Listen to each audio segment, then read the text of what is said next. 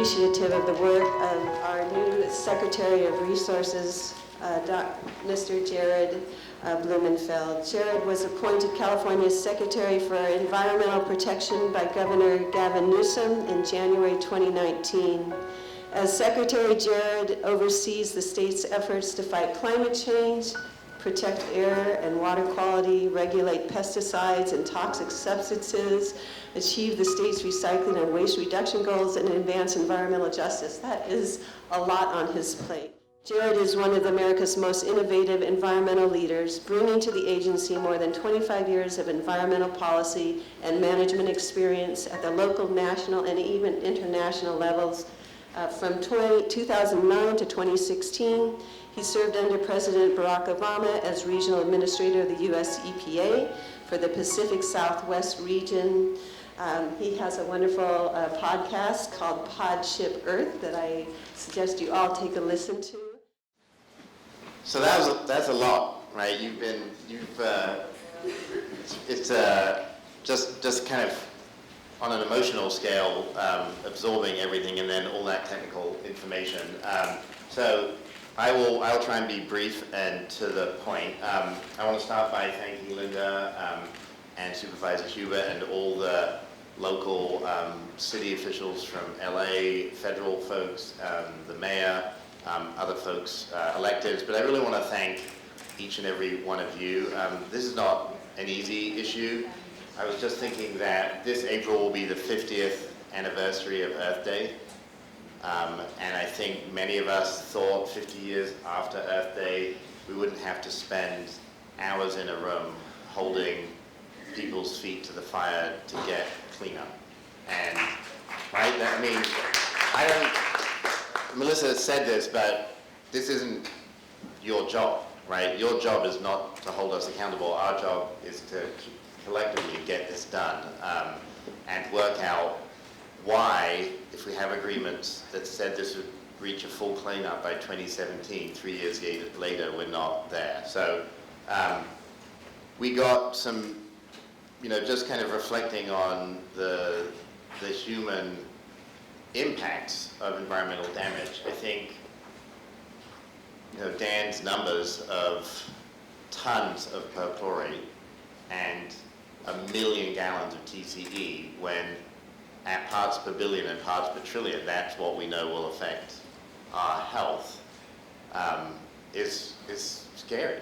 And when I sit down with moms and folks that have spent their life either fighting this facility to make sure it's been cleaned up, or new people that are moving into the neighborhood, that question of wanting certainty for your families, making sure that we have clarity about what we're doing, how we're doing it, and when we're doing it, shouldn't be something that's continually being rolled back, revised, revisited. So I guess the only part from my background that I would frame, I also want to thank Denise. Denise has really been quiet tonight, but she's been a tower of strength with many people in this room that's pushed to get.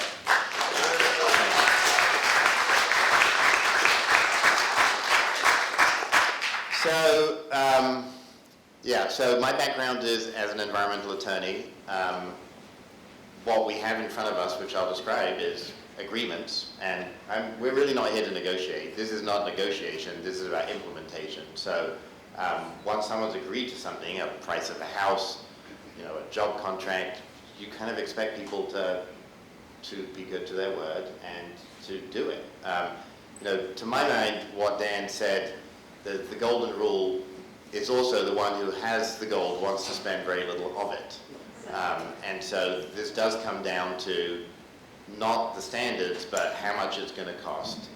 And I think what's not discussed often is the human toll on communities, on moms and families, on people that have kids that are sick. And in the case of Lauren, I just can't imagine how painful it would be to lose. I have 2 kids. Kids are our future, and when that future is cut short by pollution, it really brings to the fore why we care about environmental protection at all. And our agency, our mission statement is to protect human health and the environment. So we're a public health agency. And if you look at most of the environmental laws, the Clean Air Act, the Clean Water Act, the laws that protect against hazardous exposure to hazardous waste like Superfund, those laws are there to protect human health. And this needs to get cleaned up. So that's the first goal of the Newsom administration. When I talked to the governor about this, he is focused on action. Thanks to Dan and his students, many of those students, have gone on to do other things. It's hard to believe that they discovered in 1979. 1979 is a long time ago that there was a meltdown, and we're still here in 2020. So my focus is understanding the past, but really moving us into the future, and understanding what it takes to create the agency. In this case, it's the Department of Toxic Substance Control. So California's Environmental Protection Agency has other departments in it, and one of them is the one responsible for cleaning up this and other hazardous waste sites. So we want to move the ball forward. I'm not, to Linda's point, the time is now. We owe it to everyone in this room and outside this room to get the ball moving, not to just talk about all the problems of why we can't, why it's so complex, why it costs so much money, why there are all these legal issues. That shouldn't be your concern, right? Your concern is holding us accountable so that we can worry and have the PhD, so you don't need to go out and get a PhD in order to understand presentation after presentation about what tetrachloroethylene is. You don't need to know that. You just need to know there was too much of it spilled and we need to clean it up. So we have, our goal is to make sure the standards of the cleanup are protective. And really, my goal has been to change and improve, I would say, the culture of the Department of Toxic Substance Control. They are the regulator. The regulator means they set the cleanup standards. This is not an ongoing negotiation with the polluters. The polluters have a role, they have to pay for it, and they have to adhere to the standards that we have. So the specific role of what DTSC does is to oversee and evaluate the cleanup of this site to standards that will protect everyone and anything who lives near it or spends time on the property in the future, which is both people and wildlife. As I said, and I'll go into a little bit, Dan talked to them, but I want to get a little specific on what's been agreed to. So these entities, Boeing in 2007, Department of Energy and NASA in 2010, entered into agreements. Those are legally binding agreements. We will hold them to those agreements. And as I said, but I will say it again, our job is to regulate, not to negotiate. So consent agreements, they're enforceable in courts. They're written in such a legal way that they can be enforced, but they have not been sufficiently enforced by the state of California, and that will change. So I just want to go through a few of the details. Only time once we do it. Like, the sentiment is good, but I want to be held accountable for what we actually do. So the 2007 consent order is an order for corrective action that, particularly, as Dan mentioned, applies to Boeing. It's to ensure safety for all potential exposure scenarios for both people and the natural resources. It requires Boeing to provide DTSC with options for full cleanup that would ensure the health of residents who eat from home gardens on and off-site, for the cleanup of any radioactive material that's co-located with chemicals on Boeing's areas will be removed to background levels set by US EPA, and groundwater cleanup for Boeing, NASA, and DOE is risk-based, which means that it has to look at all exposure pathways for both people and natural resources and ensure safety. So that's what Boeing agreed to. And frankly, we don't have a lot of tolerance for having a negotiation. All the meetings that I go to, like, are we opening up the consent order? The answer is no. Are we opening up the order on consent, which I'll talk through in a minute? And the answer is no. We already had a Nobel-winning physicist agree to it for the government. There's a continuity, no matter who the president is. the government is bound by their previous legal commitments. So the orders on consent, you'll hear about this. Hopefully you don't need to spend a lot of time thinking about it, but I did want to just frame it out for you. So the 2010 orders on consent apply to both NASA and Department of Energy. They are a landmark agreement between the state of California and the federal responsible parties that contain strong protections for cleanup of contamination at Santa Susana Field Lab. The orders require the cleanup contamination in soil be to background levels, as Dan mentioned, and that makes sense, right? It may be hard to achieve, there may be technical barriers, that's what they agreed to do, that's what they need to achieve. The Department of Toxic Substance Control, which sits under my agency, not the responsible parties, is authorized to determine chemical background levels for each chemical contaminant and their cleanup standards. Similarly, the department is authorized to determine the nature and extent of the contamination and to approve cleanups that comply with the AOC. So it's pretty clear, they're the standards, they give us plans, we determine if those plans conform with the order on consent. If they don't, they have to go back and do it again. But unfortunately, there's been a process of back and forth that I think has led to delay. There's a belief that, well, if we get enough lawyers involved and spend enough time and those legal resources, we can obfuscate and not move the ball forward. And I'm just telling you, I have absolutely zero tolerance for that. That is not the way that it will proceed into the future.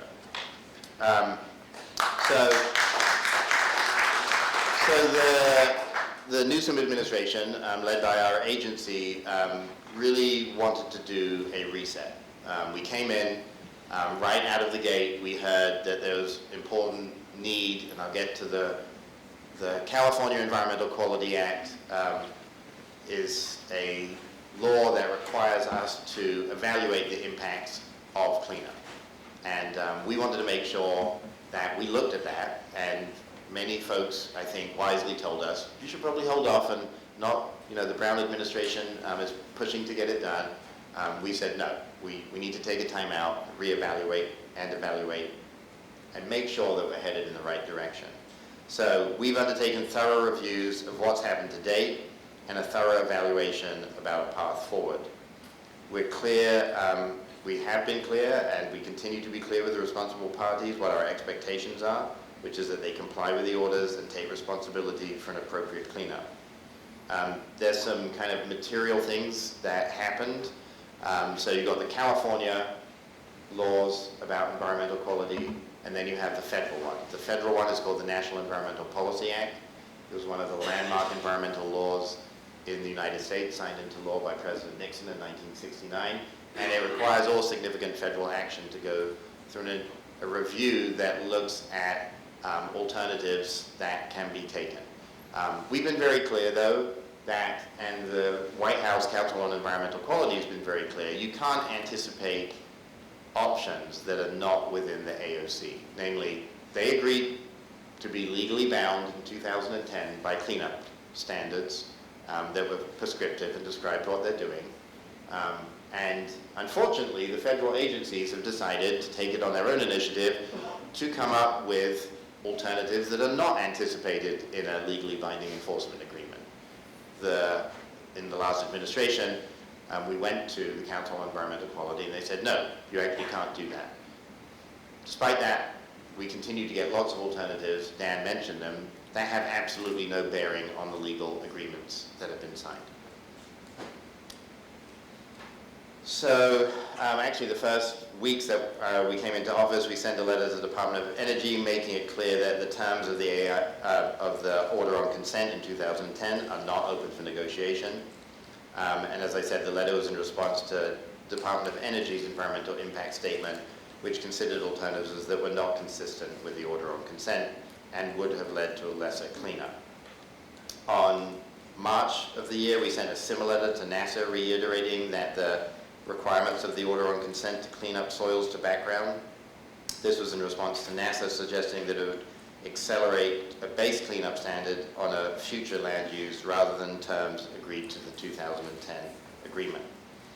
Again, last year, we sent a letter to DOE requiring strict adherence to requirements for demolition, characterization, and disposal of radioactive building debris in a low-level radioactive waste facility.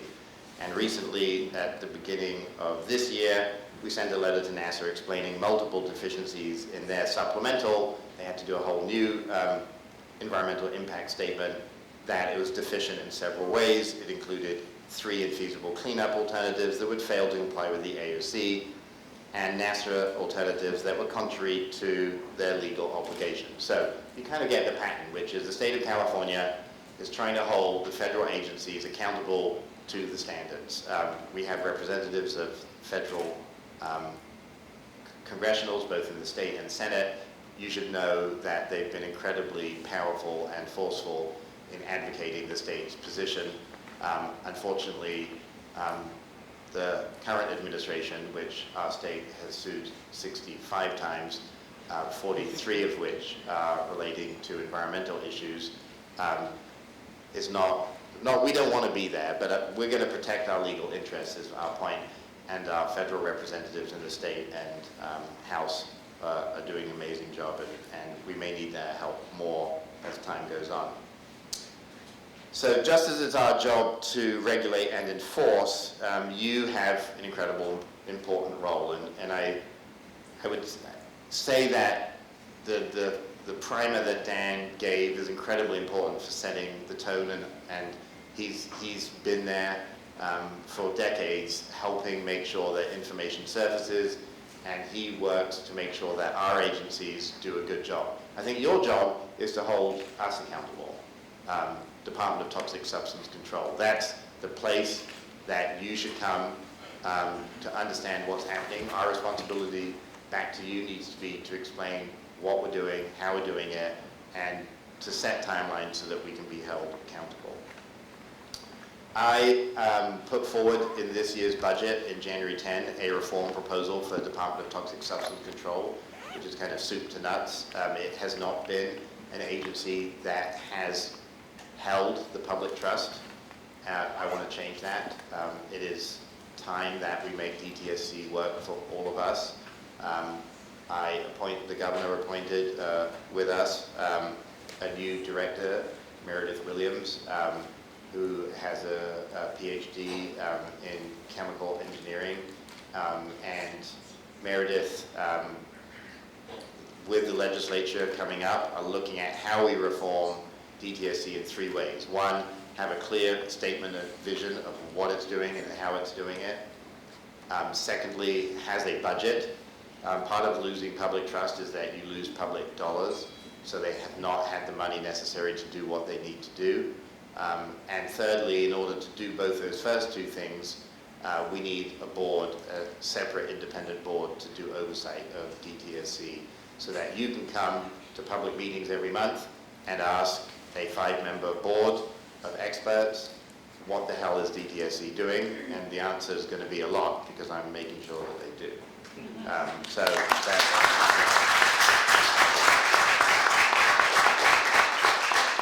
So the more, that's actually a process that, for instance, Jeremy, who's here from Senator Stern's office, goes through his committee. So, thinking about how we get engagement from you to make sure that that process happens is important. Because without a functioning DTSC, we can't get a functioning cleanup, because we need to hold the federal entities in Boeing accountable. The federal angle is really that DOE and NASA rely on federal funds to do the cleanup. And often I've heard, well, we don't have enough money to do the cleanup. We need to make sure, just as with Hanford, where there's literally billions of dollars going a year, that money is never an issue when it comes to public safety of one of the most contaminated sites in the nation. So anything that we can do federally or you can do locally to make sure that the congressionals hear this is a priority.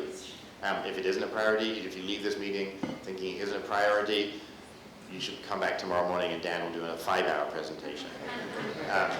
But hopefully all of you leave this thinking, wow, this is something that really matters to each and every one of us as community members, as people that live and represent this area. So money for the cleanup is important, and holding DOE and NASA's feet to the fire is important. So many of you are also familiar about the conservation easement that relates to Boeing for several sections of the site, and the supervisors in Ventura and have really been clear on this, and we've been clear. You don't get to just remove your cleanup obligations or lessen them by changing what the land use is. You just don't get to do that. We get to decide as the regulator what the cleanup standards are. And I think the water board and the regional board that also sits under Cal EPA has been pretty clear about the issues relating to off-site migration. And those off-site migrations mean you could change a land use to be anything, but it still rains. The facility is at the top of the LA River watershed. I canoed, actually kayaked down the LA River, and I was asking the guide, where does this originate? And he was like, oh yeah, up in Simi Valley, up by Santa Susana. I'm like, what? Wow. So the LA River starts up there. We know that material migrates off-site. Our standard needs to be that clean is clean.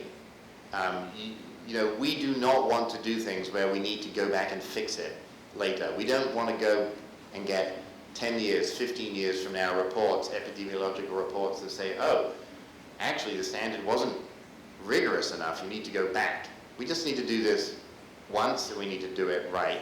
And off-site migration is an important issue that I think we have a lot of science around, and there's a lot of interest. A lot of interest that believe that, you know what, this should be stalled, that this should not happen quickly. Those interests, I think, are ignoring the scientific facts. We live in an era where we have two problems, an erosion of belief in science as an institution. You see this with climate change every day, and certainly the more complex the science gets, the more people think, you know what, I have my own scientific view. Are you a scientist? No, but I have a view of what's happening here, and I think it's right. Be suspicious of those people. We get to have our own realities, but we don't get to have our own facts or science. And then the second thing, obviously, is delay means people save money.